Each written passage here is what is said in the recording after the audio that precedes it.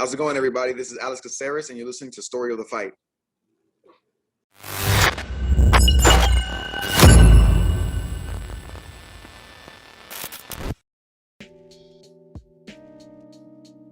What's up, Will? What up, what up?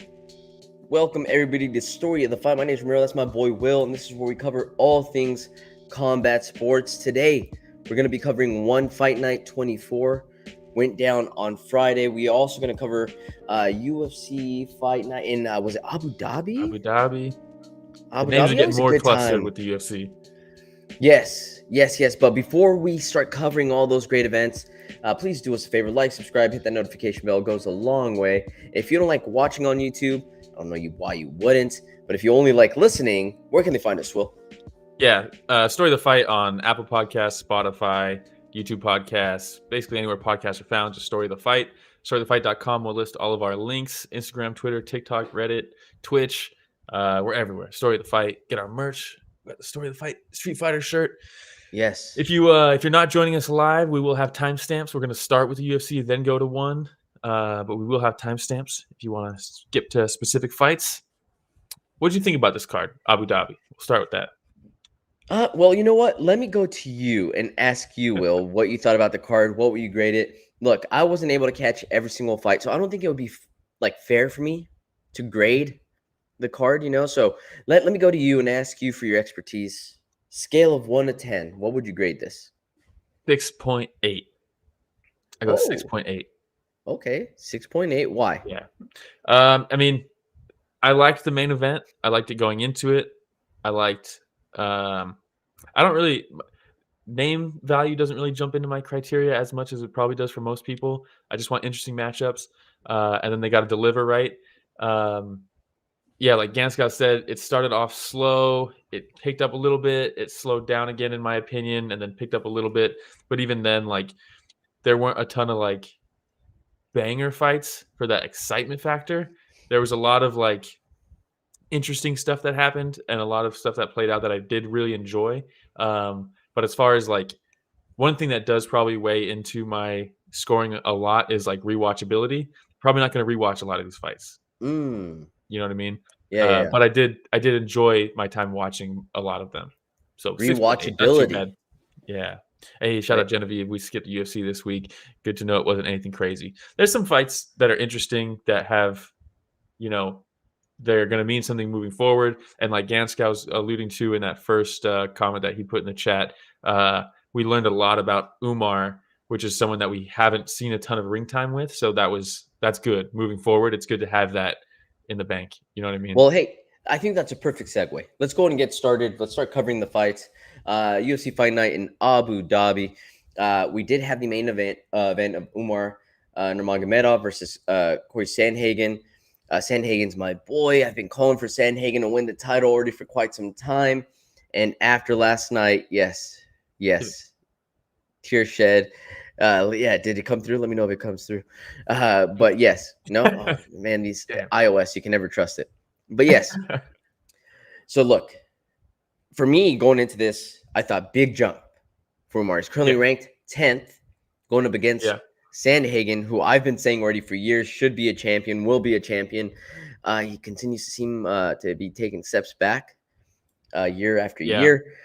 And look, when you talk about the jump, Umar goes up against Begsat Almakan. Is his last fight. And everybody knows him. Everybody knows him. But to be fair, that was a short notice fight. He was supposed to fight Sandhagen, and that didn't happen. And then there was a bunch of mix-ups, and then they do Almakan. And then there was weirdness with scheduling that. But still, going from that against and then jumping up to Sandhagen it's a big jump. It's a big jump, man. It's a massive jump. He got rocked jump in that fight, if I remember correctly.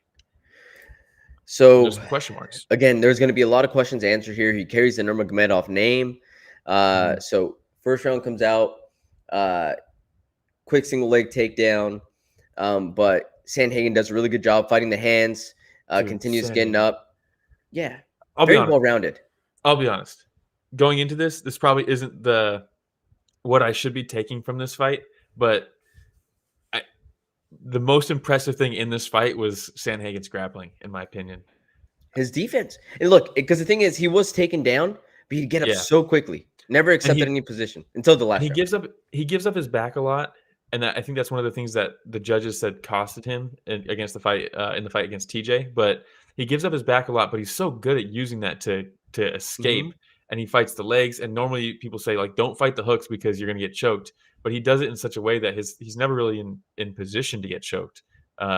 He ends up sitting on top of them, fighting the legs, tweaking the legs, pulling the ankle up to tweak the knee, and then that creates some space for him to escape. Really impressive stuff, especially to do against somebody named Nurmagomedov. Super impressive, right? Yeah. That being said, Umar passed this test with flying colors, dude. He really did. His striking. Yeah. I mean, you can say, oh, his striking only gets off because people are so worried about getting taken down. But Sandhagen defended most of the takedowns. He escaped the ground. It's still going to be in his head, right? It's still in his head. I can't be too crazy because I'll get taken down. Like, part of the reason he's able to get out of those grappling exchanges is because the way he was entered on was never because he was too careless. You know what I mean? So he entered those grappling situations not at a big disadvantage because of his mindfulness of it. And that does allow Umar to strike well and get some shots off with his hands. He's very kick heavy, which is nice to see from a wrestler because he's not really worried about getting taken down, so he can kick freely. One thing you could tell Sandhagen did his homework because a lot of the times Umar will throw a high kick from way outside. Actually, let me go back. Sean O'Malley, a lot of times, he'll throw that front kick. You'll react to it, and then you're like, great, now it's my turn. And then you rush in, he hits you with the open side counter. That's what he did to Aljo. He does it in all his fights. Anytime he throws the front kick, expect him to step back off of it because he knows you're going to crash in after the front kick because you think it's your opening. That's when he snipes you. Umar's the same thing, but instead of sniping with his right hand, that's when he shoots. He'll throw a high kick from way outside, doesn't even care if it lands. You run at him thinking, oh, I'll close the distance with this high kick. And then he shoots on you, and you're like, oh, shit. And you feed him your hips. Yeah. Sandhagen never did that. It never did that, which was really impressive. And that's the big question is like, okay, if you force Umar to fight with a different game plan or a different style, can he? You know what I mean? No one ever did that to Khabib. Khabib steamrolled through everybody. He never had to go to a plan B. It was just aggressive, throwing wild shots with my hands so that I could set up my takedowns and just aggressive. This fight, Umar couldn't fight the way he normally does, but he still looked fantastic. That's so impressive. Yeah, really good job throwing combos off of his counters, right? Instead of just throwing single shots. Fantastic timing on his takedowns. You know, they get into some really nice, combination trading. And Cory, to your point, when he'd blitz in he'd finally throw a combo, and then Umar just level changes, and he's done. Anytime that there was some type of exchange like that, it was such good timing, and it was always around a minute and a half left in the round. I noticed that too. So they'd be trading quite a bit. Oh, it's a striking match. Yeah. and then boom, here's the level change. And once on the ground, and once here, he almost lands a crucifix a couple times, right? Yeah. A couple rounds. What was it, third and fifth, where he ended up taking his back for some time? Well, yeah, for a little bit of time. I think he took his back in most of the rounds, even if it was just briefly. But he had a little bit more control in a couple rounds. But this Cory is found that left hook. Man. This is Sandhagen. For him to do this to Sandhagen? Yeah, and one of the things that, because that game planning is so good from the Nurmagomedov camp, Cory sometimes he would find, especially late in the fight, he found a lot of success with the lead left hook.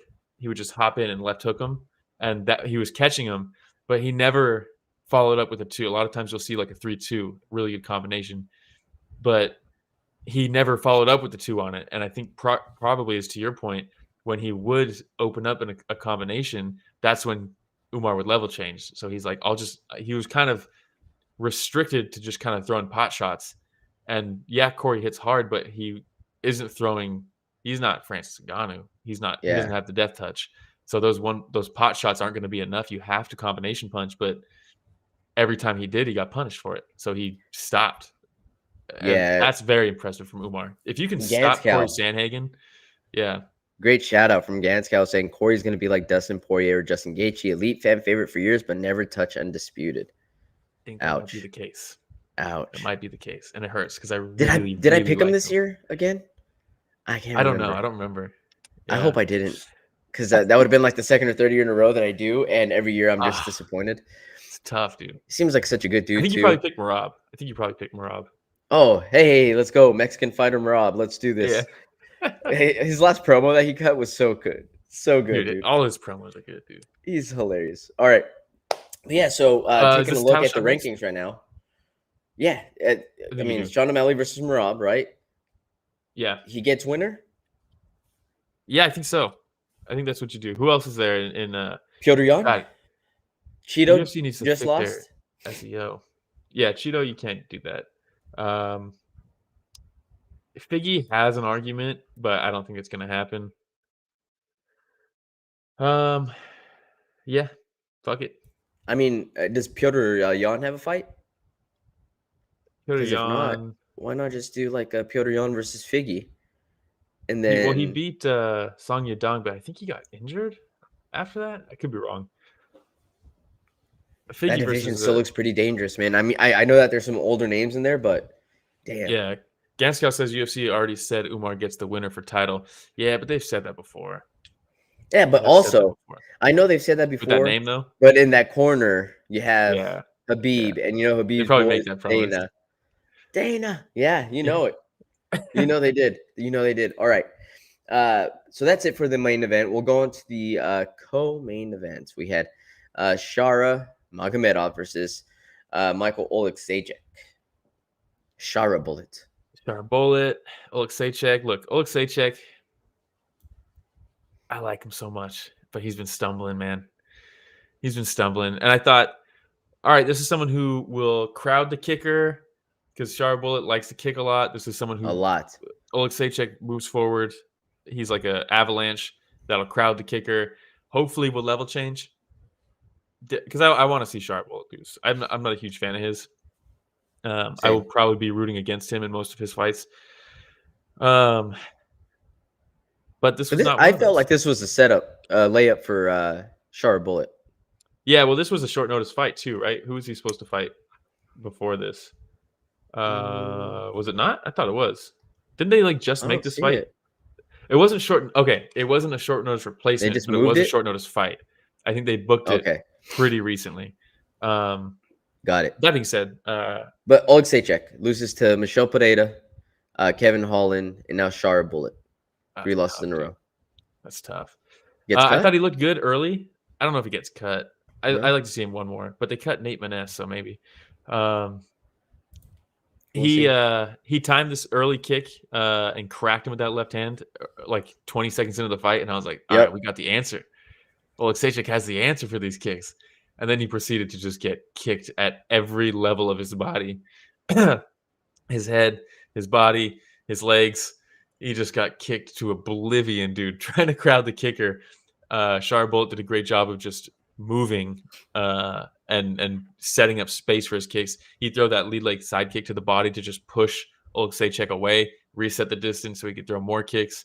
Yeah, I mean, he was just lighting Oleksiejczuk up every single time he came in. Yeah, he had that step in elbow when he wasn't able to create that distance with the kick, he would just step in with that elbow real quick. That's how he cut up Oleksiejczuk. But he started mixing it up a lot more. Genevieve says, wow, that is a beard. That is a phenomenal beard, actually. It's up there. It's a really good beard. He's got a look to him, man. I'll give him that. And then they were talking about the fact that I guess he was in LA filming a movie as a bad guy. Yeah, he got the call. Villain. Dude, he looks like he'd be the perfect villain. He is a villain. Let's be fair. He is a villain in real life too. Yeah, that's what I'm saying. Look up his background. The guy is like, oh, I just have to go be myself. That's cool. Where do I ambush the guy? Oh wait, that's not what the movie's about. Wait, when do I head stomp him in the mall after he already won the exchange?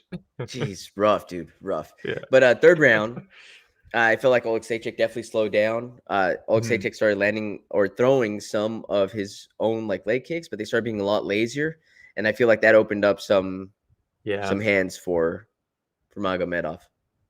Yeah, I mean, he really beat him up, man. It was tough. But credit to Oleksiejczuk, he's still an avalanche. Even while he's getting picked apart, he just kept coming forward. Yeah, but the thing is, like, even when he finally ended up taking Magomedov down, Magomedov's off his back. Yeah, the elbows from Shara Bullet were the ones that did the most damage. I mean, he's winning off his back. He was winning off his back. Clearly. Let's be real. Clearly. I love one of my favorite things. He looks like he's looking for a pot of gold. No, was it Michael Shannon? Is that his name? Oh, Rich knows. Michael Shannon. I never heard of that guy. Come on, dude. Hold up. Oh boy. All right, keep that picture in your mind. Okay. Because we won't be able to do a side by side. Okay. All right, that's him, right? Yeah. Oh, I see it. Let me see. Go back. No, actually, I don't.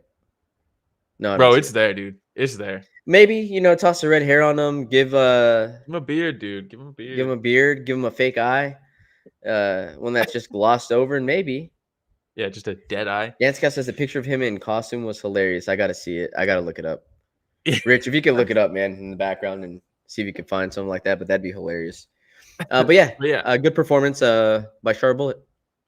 Yeah, what do you do now? Is he ranked soon? Is he already ranked? He's not ranked. He's got to be breaking into the top 15 soon. Chris Curtis just got booked. The problem is Anthony Hernandez. Well, Fluffy's booked as well. Michelle Pereira. Michelle is booked as well against Fluffy. God, that would be a fun fight, though. Well, Fluffy versus Michelle's awesome. Can't wait to see that. There's a lot of fun matchups right now. Yeah, the problem is he can't fight in America, so I don't know what they're going to do with him. I don't know how far they let him go, Yeah, just wait till UFC Abu Dhabi next year. Well, they're going back in October. They're doing Saudi now. They got all this stuff, so maybe there you go. Maybe they're fine with it. He'll be able to be a champion, but he can only fight over there. Yeah, for other reasons than Hamzat. At least it's a physical thing and not like a politics thing. Jeez. All right. We'll move on to the next one. I believe we had Marlon Vera versus Deiveson Figueiredo. Man, tough go from Cheeto lately, huh? Will, real quick, Genevieve says, why can't Shara Bullet fight in the U.S.? Because one of his eyes is dead. He's got a zombie eye, and most likely no commission in America will let him. But when the UFC goes to Abu Dhabi, Saudi Arabia, all that stuff, they don't have an athletic commission. So the UFC operates as their own, as the governing body, and they say, fuck it, let it fly. They're like, you're good. Yeah. You're good. But in America, there's no, like, Bisping fought with one eye, but he faked it and passed the doctor tests and stuff. He was able to fake it. You can visibly see a ghost eye in his head. And there's no doctor that's going to be like, that work?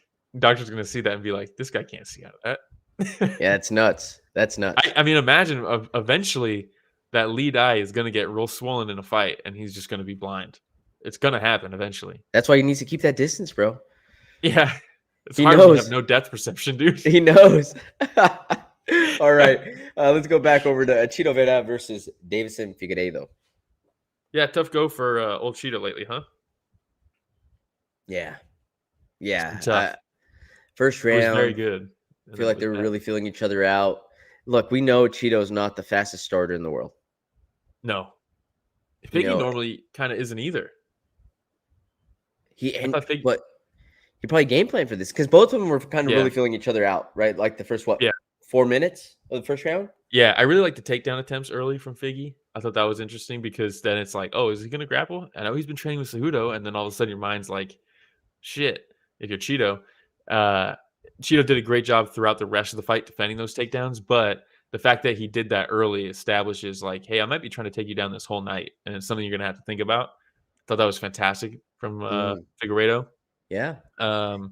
Took him down the first round, landed a nasty up kick. Cheeto did. Yeah, Cheeto landed that nasty up kick. And Figueiredo's like, okay, maybe he can get up real quick, Hey, man, we're doing that now? So he gets back up. Second round, good calf kicks from Cheeto. Yeah. So he started landing some of those, right? Started picking it up a little bit, attacking the body with a couple minutes left, but still not very much. Yeah, no, not a ton. I mean, he's always been low output. And then Ganska says, I tagged a Story of the Fight X account on a photo of Shara. I'm assuming in his costume. Thank you, sir. Third round was the real kicker in this one, right? Yes. Figueiredo landed that right hand, long right hand, where I actually really like the way he was setting it up because he started going to the body as well. And he throws the lead, he opens with the right hand, but he leans to his left, shoots it straight through, cracks Chito Vera, drops him. Very rare. O'Malley couldn't drop him after 5 rounds of beating the brakes off of him. But he drops him. Chito's okay, right? He plants, gets his hands down, he plants, and then he's back up. But the fact that he dropped him is very impressive. And then from that point, he would enter the same. He'd lean to his left, like he's like, oh, he's going to throw that right hand, and then left hook to the body. Or he'd lean back in, then this right hand. Like, he started doing really cool entries after he landed that, because then it's the same thing with feinting, right? Like, if you land a good shot and then you start feinting that shot, now you have to respect the feint. And it's the same thing. That entry can open up a couple different things, and I really like the left hook to the body after that knockdown. And then the front kick. I think he front kicked him right in the face after the knockdown too. But it was a cool fight. Low output, textbook Chito fight, but it was cool. I liked it. What do you do with Chito now? What do you do with Chito? Oh, man. He's got to drop, in my opinion. He's got to now. He can't be in the top 5 anymore. Figueiredo has to get into the top 5. Chito Vera goes down. Chito Vera versus, can't do, maybe Rob Font again. Kyler Phillips just got booked. Mario Bautista just got booked. Is it safe to say we're past the final run for Chito Vera for the belt?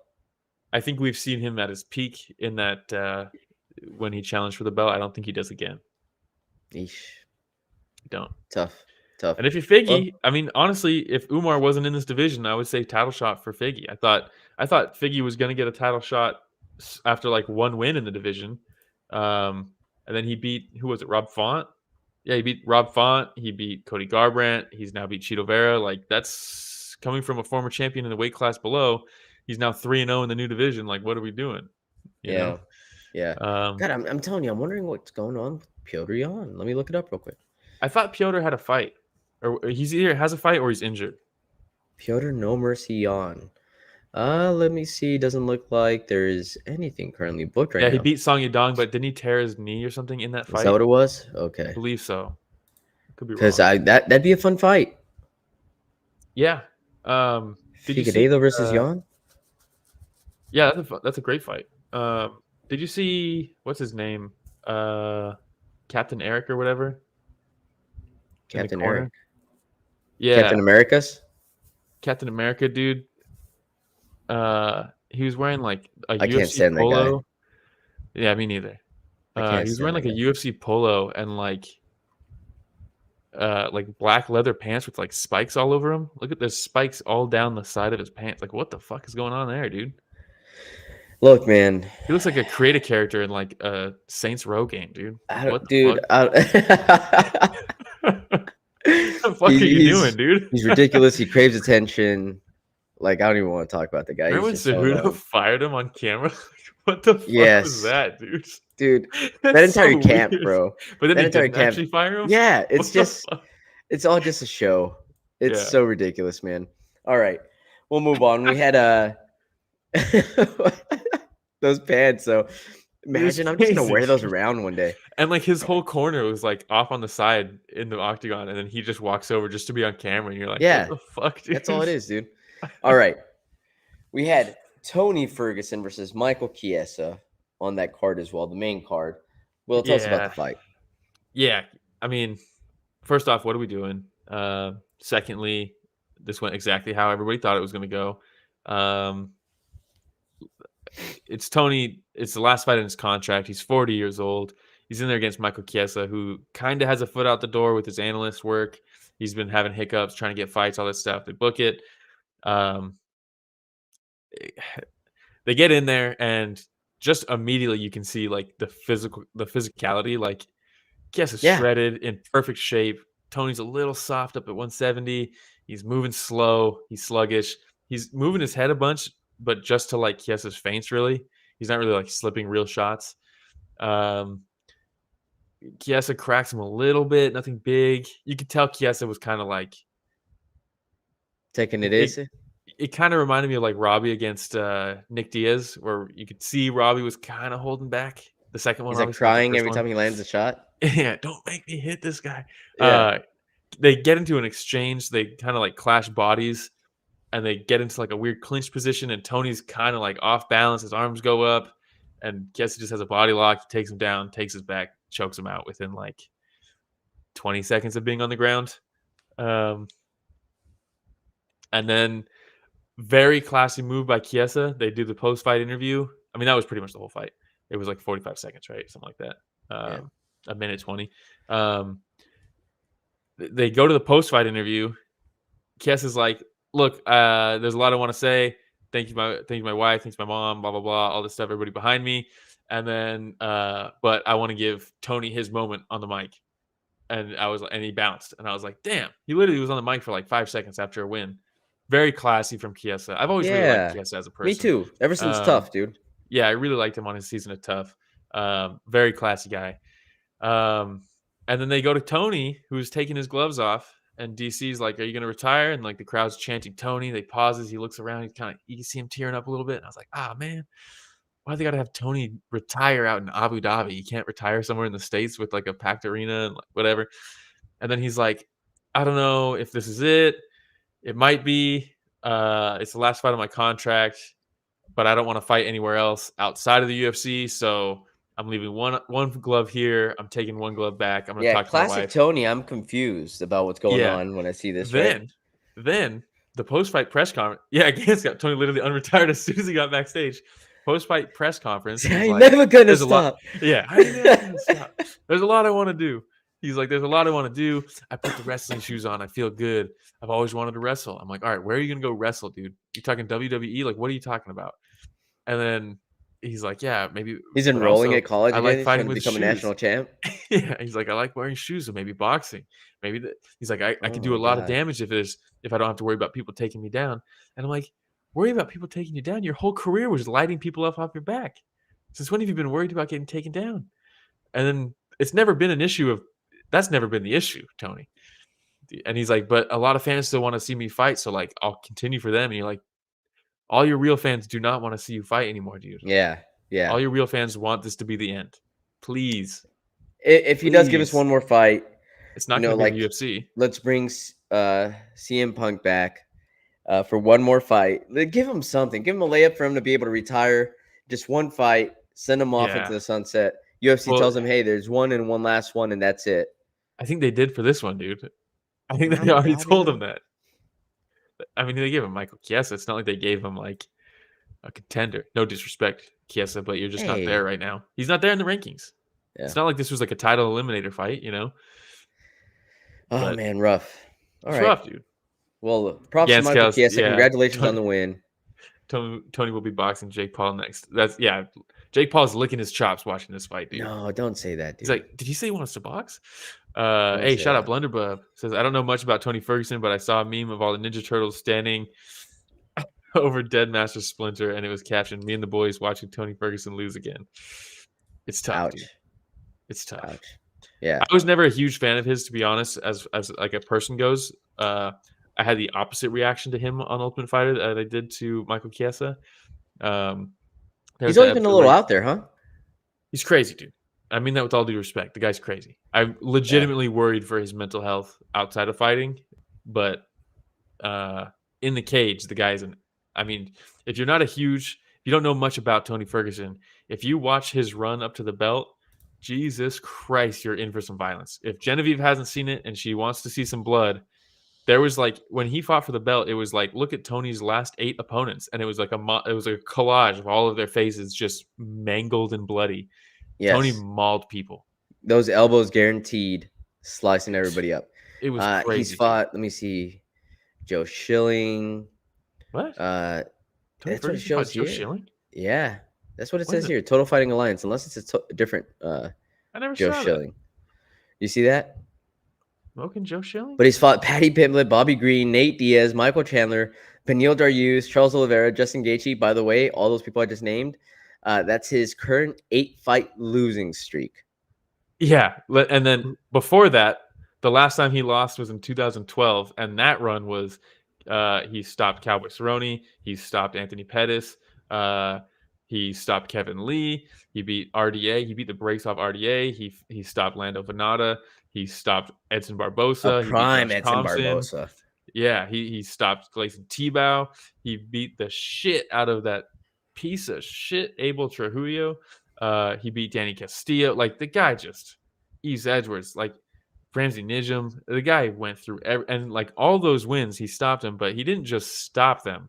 He fucking shredded them, dude. Yeah. It was literally like he ran. He was a buzzsaw. He was the boogeyman. He was literally the boogeyman. El Kukui. He fucking ran through people. And then I just remember the hype, man, over and over again of Khabib versus Tony, over and over again. Talk about a cursed fight. Talk about a cursed fight, man. 2, 3, 4. 4 times they booked that fight. 4 different times. It's crazy, dude. But you knew it just wasn't meant to be on the last one. What happened? He tripped on cables and tore his ACL? Something like that, yeah. I think that was the last one, right? ACL and MCL or something. Like, it was, he No, shredded the his last knee. one, they booked it and they fell through because of COVID, dude. The knee was the 3rd time.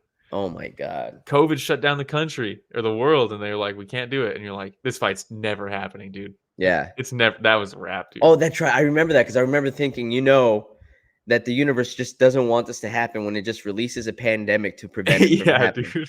Yeah. Oh, my God. That's right. Man. Hey, but what a career. What a ride, dude. If you have time to kill and you want to see some violence, go watch that run up until the belt with Tony Ferguson. God damn. Sure. All right. Goddamn. I know we got a couple more fights to cover here before we switch over to one. Oh, my God. This is the there's the dead eye. for putting this up there.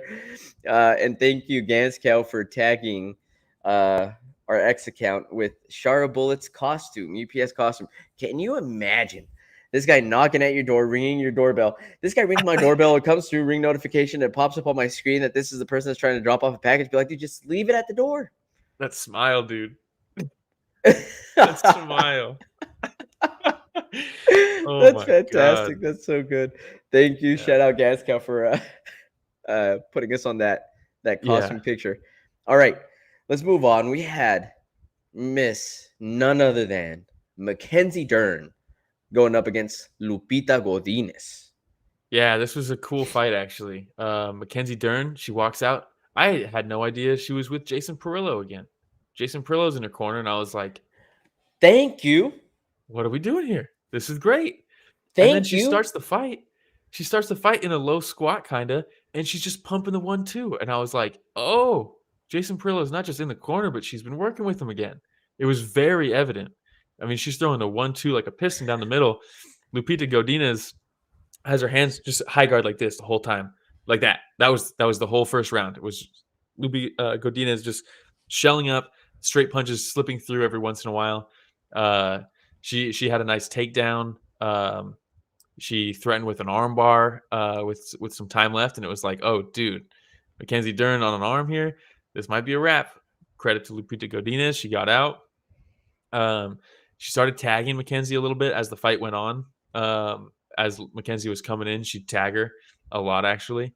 But Mackenzie also shot for a double leg, got a nice double leg up against the fence, lifts her up, turns her over, drops her. And I was like, the wrestling is there too. There's a shot of her getting clean hit coming in. But I thought it was a very, very good performance from Mackenzie Dern coming off of her last few fights. She lost to Amanda Lemos, lost to Jessica Andrade. She's lost to Yan Chanan, Marina Rodriguez. Beat up in those fights too, dude. She was getting beat up. And this was a very much more composed Mackenzie Dern. And she said, she's like, I'm done brawling. And look at Jason Perillo back there. He's proud papa good, dude. Next to her real papa. Yeah, I mean, this was. I'm not gonna say, oh, she's a world beater now. She flipped a switch. She's a world beater, but it was definitely a step in the right direction. Exactly. Okay. Yeah. Look, do you remember Mackenzie Dern when she was missing weight? Yeah, I do. She has looked to be in phenomenal shape ever since then. Ever since she had the baby, seems like she's like reignited. Like she really wants to become a champion. The only problem is that, and we've seen this happen sometimes with our jiu-jitsu practitioners that we really like, is they start finding some success with the hands, and all of a sudden they go away from what brought them to the dance. They get Bangkok ready, dude. Yeah, and I feel like that's what was happening with Mackenzie Dern. And look, she started getting a nice 1-2. Her hand speed was picking up, but then she didn't bring a lot of head movement along with it. Yeah. And you've mentioned this plenty of times on the podcast. A lot of times, jiu-jitsu practitioners, wrestlers will do that. No, okay, I might need a shot, but this is just to close the distance, right, and to grapple from there. But not with her. Like, she goes in and she tries to do damage, and then she'll step back and keep on bouncing up and down. It's like, dude, you just ate 3 shots to land 1. Yeah. And then when she left Perillo, she just started winging overhands, and you're like, that's not good. Yes, that's not good. Perillo probably texted her after the fight, was like, what are we doing? Yeah, bring me back, dude. I need to. Yeah. You need me. You need. We need each other. There was a lot of issues with Perillo was at that Ruka gym, and the Ruka gym shut down. So I don't know if that was maybe why there was like a couple fights or maybe it was just one fight.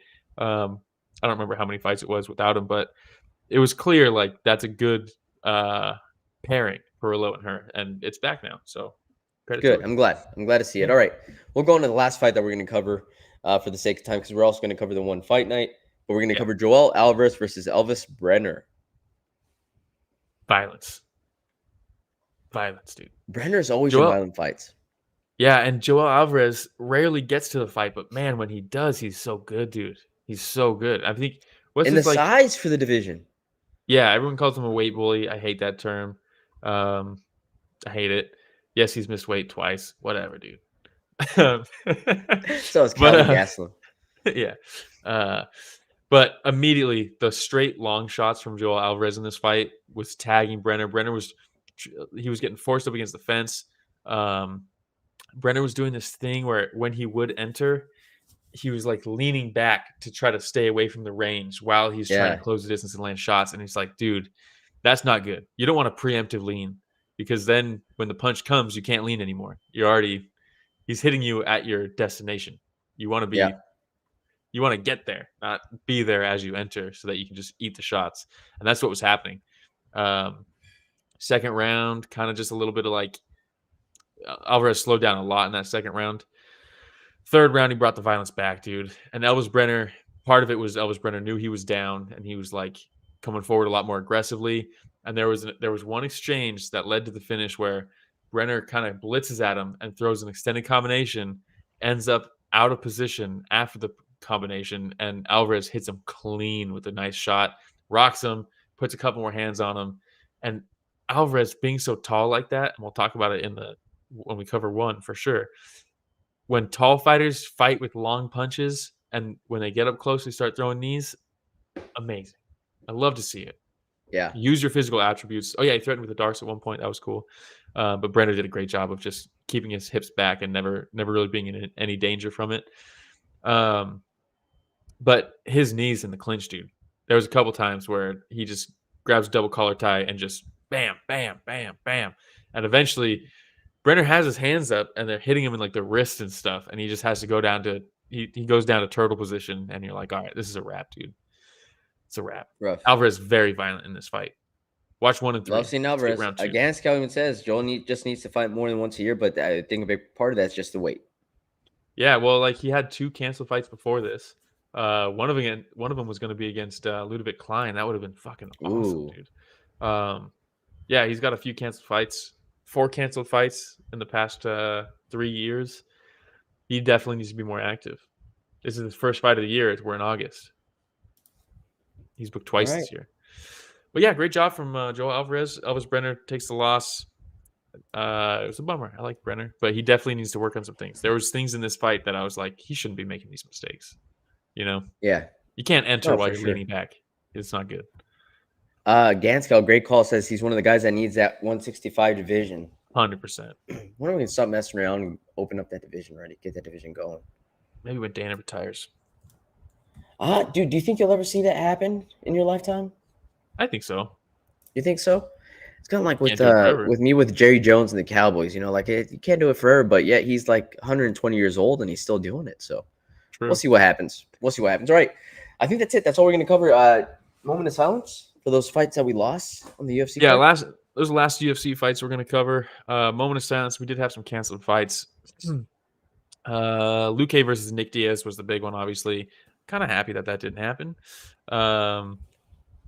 Let's see. Guram Kutateladze was supposed to fight Al Sawadi. Al Sawadi pulled out, so Kutateladze got UFC newcomer Jordan Vucinic. That's someone to watch. That was a very cool fight. We would have covered it, but we just don't have the time. But that's someone to keep an eye out for sure. He lost, but really good. Shout out Juice Man. We had CJ Vergara versus Maxim. That would have been very fun. I like Maxim a lot. And then Basharat versus Gutierrez. Basharat, I guess it just fizzled. I don't know what happened there. He was too busy fighting Michael Venom Page backstage. Who got bonuses? Bonuses. Who did get bonuses? I do not remember. We had Joel Alvarez got a bonus. He deserved that. Nice.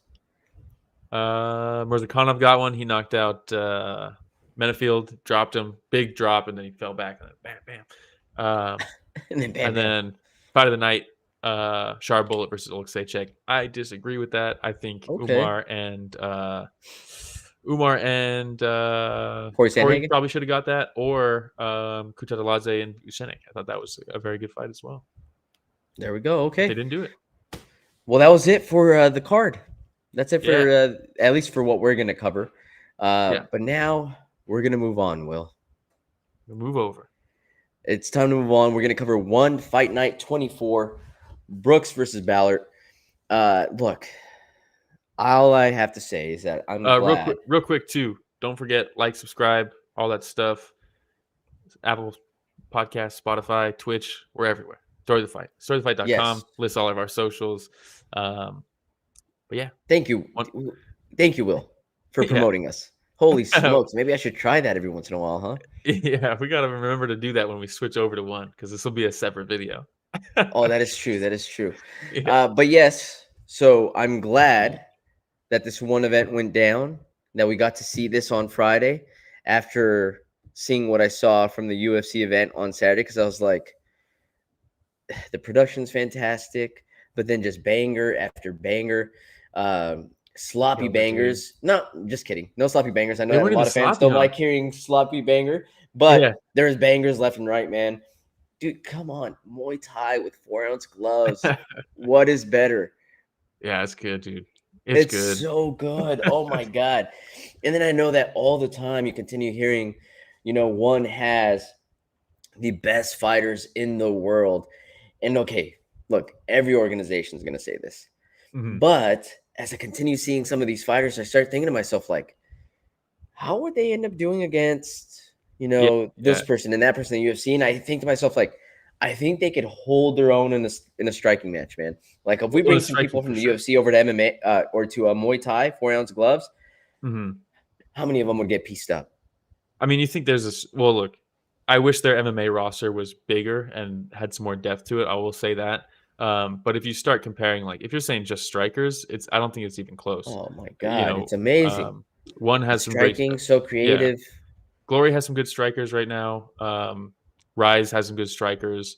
They're definitely out there. K1's doing stuff. Like, there's good strikers everywhere, but one just has, like, it's just fucking crazy when you go through the list of the top strikers. If you were doing striking matches, one cleans house if they went up against UFC fighters in striking fights. Yeah, Genevieve says the Muay Thai heavy cards are always so good. And, I agree, because I've seen some of the one cards where it's heavy kickboxing, and I don't mind it. It's also really good. But, dude, just nothing compares Muay Thai with 4-ounce gloves. Nothing. So exciting. So good. Exciting. All right. Do you want to get started on the main event? Yeah, main event was not Muay Thai. It was MMA. Jared Brooks versus Gustavo. Hey, dude, by the way, Jared Brooks walking out, monkey mask on. I love it. The way that he comes out with the bananas all the time. Yeah, everybody just goes up to the front row and they're like reaching out, like, "Can I have one? Can I have one?" Yeah. They're so happy too.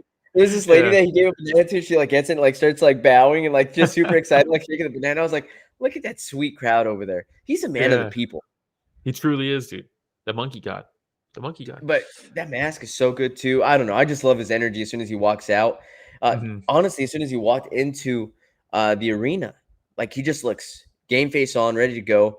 Yeah. He looked so serious, so much so that Gustavo, like even when they were, first doing the announcing and the whole touch gloves, and Gustavo looks at Brooks and points at him and like looks up at him. It's like, you see this guy? So funny, dude. Well, Brooks, don't forget. I mean, Brooks, when he was in the UFC, he took Deiveson Figueiredo to a split decision. Like his only loss in the UFC was a split decision to Figueiredo, and then when he knocked himself out with a slam. That was the only times he lost in the UFC. I thought it was crazy that they cut him. And then the only time he's lost in one was his last fight when he was DQ'd for slamming Pacho on his head. And that's how he lost his belt. Pacho then injures his knee, so they make this fight for the interim belt. And Brooks wants that belt back. And you could tell, dude, like you said, he's just locked in immediately. And you're like, all right, this guy means business. Yes. He lost his belt, but he didn't. No one took the belt from him, right? It's not like he got knocked out or submitted or lost even a decision. It was something that he did that made him lose his belt. No disrespect to Pacho, and I do want to see that fight. And I saw that fight live in the Philippines the first time. But Brooks is, I think, on another level, dude. He just is. And Balart hits like a truck. He's got some very crafty things. He throws that jumping switch kick. Like, he's very crafty in there, and he cracks. But Brooks is just fucking complete, dude. He's just so complete. And Balart really known for his wrestling, right? And shout out Jeremy Olympics. Saying Short King versus Short King. Thank you to both these guys for doing it for the Short Kings. It's greatly appreciated. I don't know if anybody remembers, but when I got to do the podcast live with Will from his house, one of the very first comments was, I didn't realize how small Romero is. Either that or Will's a giant, and it's kind of a combination of the two.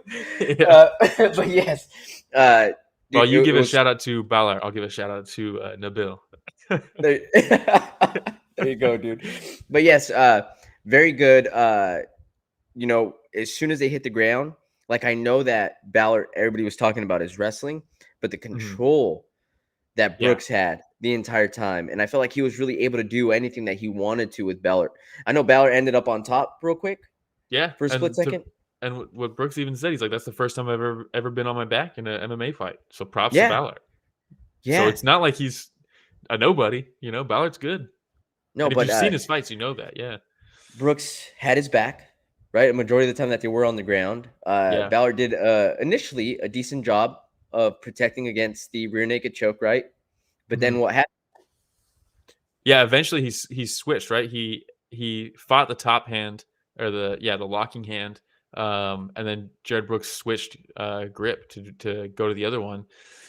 Switches to the gable grip. And then it was tight, dude. It was real tight. That's tough, dude. That's tough. Put the squeeze on. Shout out One, by the way, for letting us show footage. Yeah, always shout out One for the footage. Absolutely.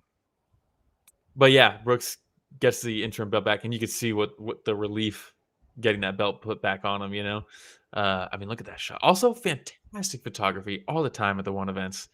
They have like 4 people taking photos, and they always have such great shots. Look at that face, though. That's like, dude. That's tough.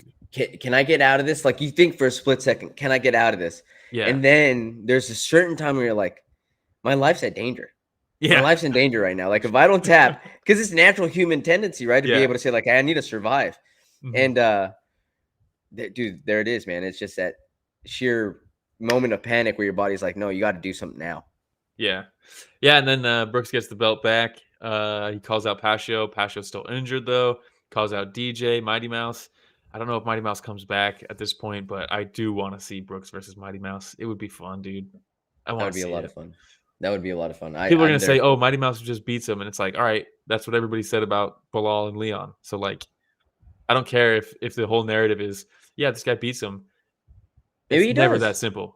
It's never that simple. And maybe he doesn't. He does. That's why you fight. That's the beauty of the sport. Yeah, that's literally why we have fights. One, I know that y'all watch. Let's plan Mighty Mouse versus Brooks next year. Write it down. USA, write it down. Please. In America. Let's do it. Yeah, let's do it. I'm there for it. All right.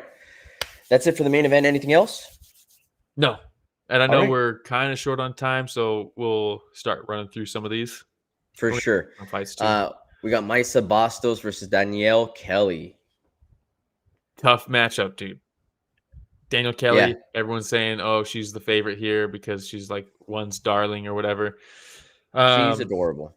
But yes, going into this, dude, it was rough because watching the video leading up to the fight, she's like, is Bastos better than me on paper?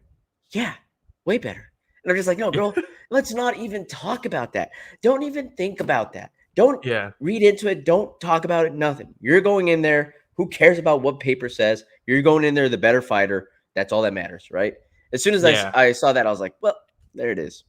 Well, that was one of the things she was saying too. She's like, yeah, I'm a champion, but I'm always going to keep the underdog mentality. And that's why I'm going to do well because of that mentality going into matches. I'm never going to think that I'm the champ over these people. I'll always think of myself as an underdog, and that'll make me work harder, which to a certain extent I do understand. You know, everybody's different, mindset. I guess, right? Because you also see fighters are like, I'm the best in the world. Line anybody up in front of me and I'll knock them down. Mm-hmm. But then there's some like Dustin. Dustin's like, I like being the underdog. I like people not expecting me to be the guy who wins. It makes me work harder. I got a chip on my shoulder now. And you could tell, dude, just from the start of this match before the takedowns and stuff, dude, she's trying to get the smackdowns. She's legitimately just slapping. I know. And I saw that and I was like, okay, well. At a certain point, Herb was like, hey, watch the snapdowns, huh? I mean, he was legitimately smacking her in the face, knocked her hair loose. Anytime she was standing over Bastos, and Bastos would sit up, she just fucking stiff arms her in the face and knocks her back down. I was like, damn, dude. Danielle Kelly's going for it, dude. And look, shout out Genevieve. She says, oh, poor Danielle. I've never seen her nervous like that before a match. So same thing after the whole videos, you know, and I hear that. I'm like, that's not a good start. And then I see her walking, you know, they're walking down the hallway. Dude. And she's like looking all serious. And she looks at the camera and she goes, like, quick smile. And then looks back and like gets all serious. I was like, oh, no. I don't know what's going on. This doesn't feel right. It doesn't look good. Yeah, and then the whole match was basically Danielle on top. Bastos doing a lot of like Brambola rolls for the leg locks and stuff like that. Yes, Danielle did a very good job defending. Landed a catch of her own, but I think it was Bastos was just ultra aggressive and diving after those legs that ultimately won her the match. Herb Dean, and I'd like to talk. Shout out Lucas right there in the picture. He judged this match. I'm gonna have to talk to him because Herb called a catch for both of them, and then a second quick catches. Yeah, and then he called a second catch for Bastos, and it's like, okay, well, per one's rules, Bastos won this match. Yeah, but then I saw the judges' scorecards, and not all judges gave 2 catches to Bastos. I thought it was 1-1 personally. I thought it was one catch call for Bastos, one later on for Danielle. Yeah, Herb called another one late, close to the end of the match for Bastos. And some judges honored that, some didn't. And so it's interesting because I didn't know. Again, I'll have to talk to Lucas, but I thought if the ref calls a catch, it's a catch. I didn't know that the judges. Yeah, what's the point of him calling catch then? Maybe it's for the viewers, maybe it's for the fighters. I don't know. So yeah, I'd like to know more about that. But yeah, regardless, I did think even if it was tied, I do think Bastos still got the win here because if it's tied, all right, per the rules, submission, obviously you win. If no one submitted, then the number of catches determine who wins. If catches are even, then it's about aggressiveness and attempts. And Bastos, I thought, had more attempts. Doesn't really matter if Danielle was on top the whole time. Bastos had more attempts at submissions. Yes. I thought she won the fight. Different form of aggression. Because people are still thinking like Danielle's being very aggressive, which she is. On top. Smacking her and then like pressuring. But at the exact same time, the entire time Bastos was on her back, she's also trying to land submission after submission, which again is also aggression off her back, right? So yeah, correct. So I thought they got the right person. I did not expect Bastos to get the decision though. When they read it, I thought they were going to give it to Kelly in a close match. Gave it to Bastos, and she looked so stoked, dude. She was so stoked. And then when they gave her the bonus, she was just like, this is amazing. Yeah, I know. And I think that's in my notes for this one. Oh, yeah, right here. Nothing better than seeing a smile on the fighter's face when they get a bonus from Chachi Singyatong. Well, also, keep in mind, she's used to like grappling tournaments and stuff. ADCC, up until this year, women's divisions, if you win ADCC, real low-key looking like John Anik right now. This is my first time here, so yeah. Holy smokes. Shout out Juice Man. Thanks for shout out Juice Man. Thank you. Make sure you subscribe, my man. I think that's a compliment too. Romero Anik. And actually, dude, we have just as much hair as each other as well. So next time I might just roll without the hat, so we can look more like Anik. Top. Yeah, but the Anik top. I like. But coming into one, and you get a win. I'm sure she got paid well for the match itself, but then a $50,000 bonus. ADCC up until this year paid the winners of the women's division $6,000 is the purse for winning ADCC. For winning. Yeah. And here you go with Sir Chatri Singyatong saying, here's $50K. Yeah. I mean, that's awesome. I'm no mathematician, but $50K that's a lot more. It's a lot more. Holy smokes. This year, to ADCC's credit, this year they have bumped up the women's division to make the same as the men's division, which is $10,000. So still a drop in the bucket compared to a $50,000 bonus. And Ganskow, CGI will force more out of ADCC in the future. CGI, I'm so fucking excited for that. And yeah, that's $1 million prize. So, and awesome. Entry, I think everybody gets $10K just for competing in the CGI. So it's like, and this is when we start getting more top talent starting to focus on things like jiu-jitsu, right? Yeah. When they know, hey, I can make a living. Yeah, I can actually start making some money off this. And I don't have to veer away and do something else. Yeah, exactly. No, that's awesome. The more people start getting paid for stuff like this, then athletes will decide to start going into these fields, and I can't wait. All right, you ready to move on to the next one? Yes. We're short on time, right? We got 20 minutes. 20 minutes. We have Nabil Anane versus Felipe Lobo. Pour one out for my boy Lobo. I really like Lobo, dude. This is always going to be a tough matchup for anybody against Nabil, because he's clearly what is he, 6'4"? I don't know what he's at, but he's fucking huge. Giant. This is him up a weight class too, so it's like, God. Yeah, he's 6'4". 6'4". That's crazy, dude. And he uses it. He uses every inch of that. He's 145 pounds, 6'4". Yeah, he's so good with his long punches. He's so good with his kicks. Look at this picture here. He's coming down from the sky, dude. He's throwing crosses from above you. And when you do get close, he lights you up with knees. He flies at you with knees. And Lobo, the whole fight, just couldn't get in, dude. He was trying, and he just could. He did crack him a couple times, the left hand. Yeah, but there were far and few between, unfortunately. Yeah, exactly. That's something that Nabil maybe wants to work on, because he was countering him off that right hand of his own. Mm-hmm. He'd throw the right hand, and as he's retreating it, the left hook would come around and crack him. Yeah, dude, it really goes to show you how fucking good Superlek is too, dude, because Superlek blitzed through Nabil. And you could see what Superlek did well against Nabil was he attacks the legs, right? Because obviously if someone's that long, their legs are closer to you than their body and their head are. So you kick the legs, you force him to not want to be at that range because his legs getting shoot up. And then as he retreats his legs, he's now in a worse position to take punches, so you can close the distance on him better. And then when you do close the distance, you just punch him straight in the chest. Don't even worry about hitting him in the head. Just punch him in the chest. Yep. And Superlek did that perfectly. And since Lobo had a lot of head hunting. Yeah, not too much to the body, which Lobo is usually very active to the body, and I was surprised. He had this nice step and jab. It wasn't even a step in; it was like a jump forward jab because he had to close that distance, and he landed it a couple times. Mm-hmm. But when that's all you got, really, and that's the only way you can close the distance, Anane was able to make some quick adjustments too, right? Yeah. So props to Anane. Blunderbuff saying Nabil looks so much more polished compared to just a few fights ago, even. Yeah, well, he's over there with Mehdi Zatout, and they're fucking very high on him, and they're saying that he's like a student of the game, just absorbing everything they're telling him. So it's very interesting to see what's next for him too. I think he's got a bright future. Yes. Juiceman saying one girls destroy most UFC girls. Look, I think I said this not that long ago. I look forward to a lot of the women's fights in one. Yeah, they're good, dude. I mean, we're going to cover one a little bit later on, but dude, it's just action behind action behind action, one after another. I love it. Can't say the same thing about the UFC. Top echelon, maybe top 5 in some of these women's divisions, depending on the division, I guess. But yeah, with one, so many of the girls there just know how to throw down. Yeah. Really cool. Nabil has the Luffy hat from One Piece, and Monkey D. Luffy. This picture's so fucking cool, dude, of him throwing That the is hat a in the really crowd. good picture.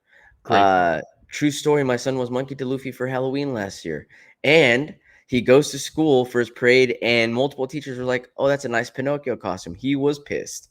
Nice. That's rough. Pissed. Very rough, dude. All right. You want to move on to the next one? Yeah, exactly. Gets detention afterwards.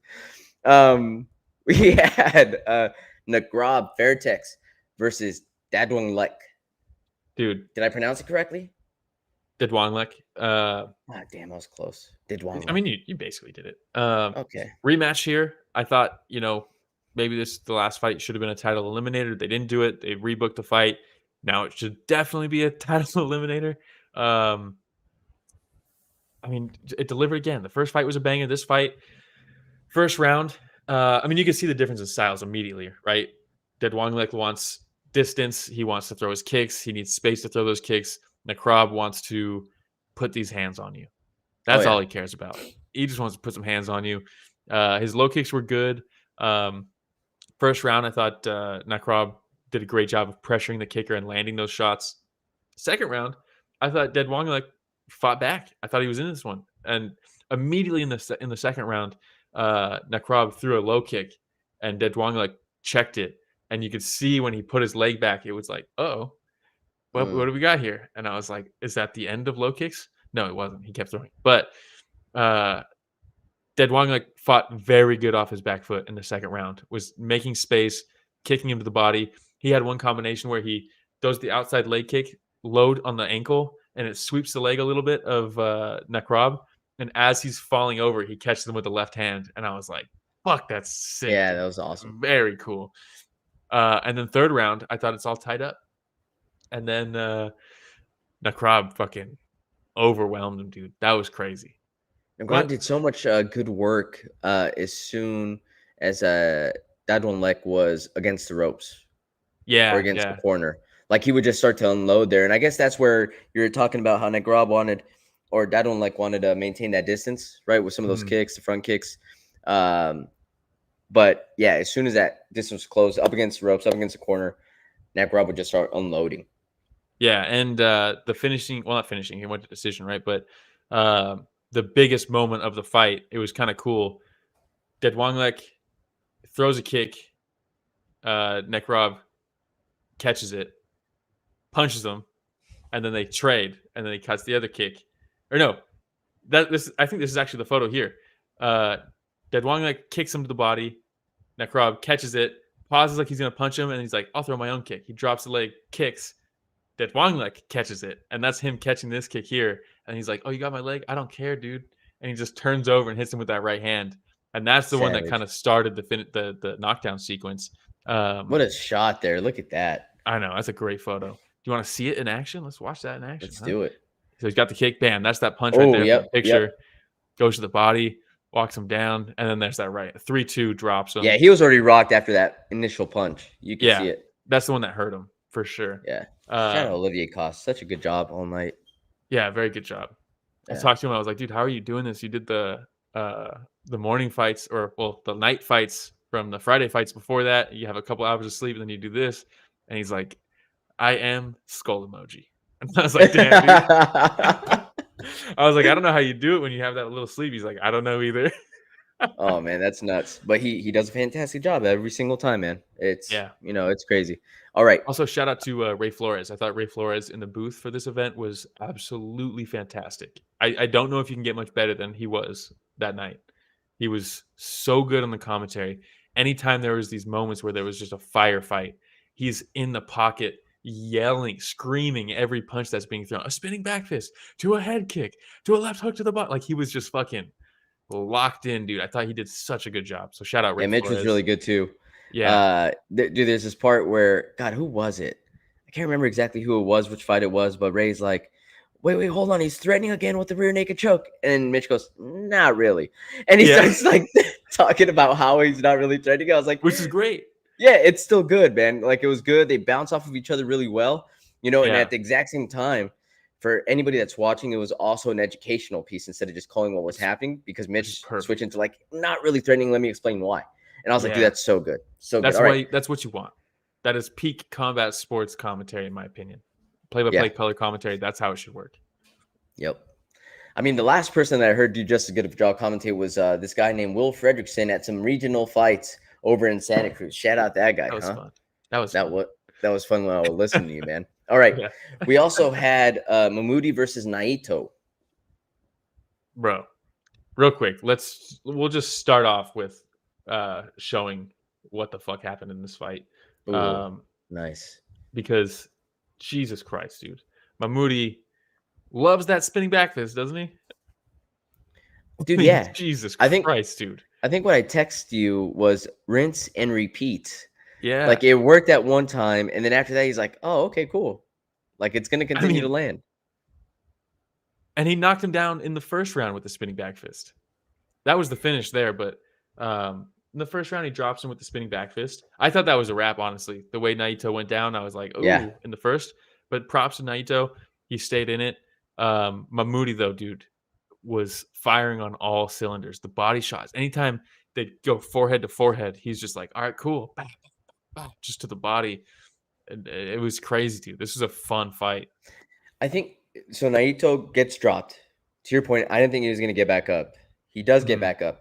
I don't know if he was all there the rest of the fight. And I know that it was still a competitive fight. He looked dazed. But on the last spinning back fist, right? Like you have Mahmoudi that's throwing combos.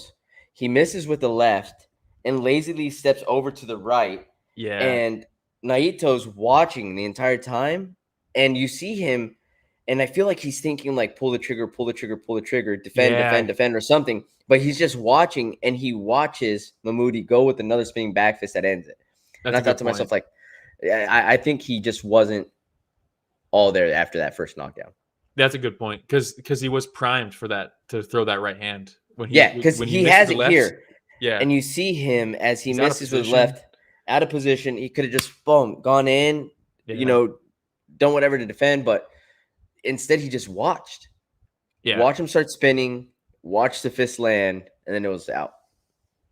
Yeah, I mean, props to him for staying through the fight, but I could see that too a little bit. And yeah, props to Mahmoudi. That was fucking. I mean, that's got to be a title shot too. I think they were both top 5 fighters. I mean, goddamn, Mahmoudi is someone to watch. When he dropped him with the first spinning back fist in the first round, the next 30 seconds, I think he threw like 3 more spinning back fists. Yeah, it was so funny. I got worried too because I was like, Mahmoudi, you got to slow down because it looks like he's recovering, right? And then he's like throwing all these crazy combos, back fist. Step in knee, back fist. I was like, what is going on? And he did fine. I mean, he ended up winning the fight. So with that spinning back fist. Exactly. All right. We got a couple more fights to cover. We had Yamakita versus Saruta. Pocket Monk, dude. That's my boy. I fucking love that guy. I think he's so fun to watch. And Saruta, dude, this fight, a grappler's delight. If you ever want to watch fun scrambles, fun grappling, watch this fight because both these guys, both of them were going in for takedowns. There's sweeps, there's submission attempts, crazy scrambles. I thought, and a very interesting showcase, in my opinion, of how one scores fights for MMA specifically. Because I think if this were a UFC fight, I think Saruta probably won this fight. Yeah. That being said, Saruta was out positioning him over and over and over again. He was beating him to the punch on every scramble. He looked fantastic on top. But Yamakita, Pocket Monk, he throws up that omoplata at one point, and it's deep, dude. It's a deep omoplata. Yeah. Saruta stands up to get out of it. Fucking awesome. Yeah. That's crazy, dude. That's nuts. Very cool stuff in this fight. But the submission attempts, Genevieve says so scrappy. I mean, it was crazy. The submission attempts, and then this, dude. Let's look at this real quick. Yeah, and while we're waiting for that to load, something that I really appreciated from Saruta too, whoa. Those grounded knees, bro. Yeah, I think not messing around. I think those knees, the going for the guillotine, even though he got out of it immediately, but those knees, the omoplata, actual attempts to finish the fight were always much closer than anything Saruta did to end the fight.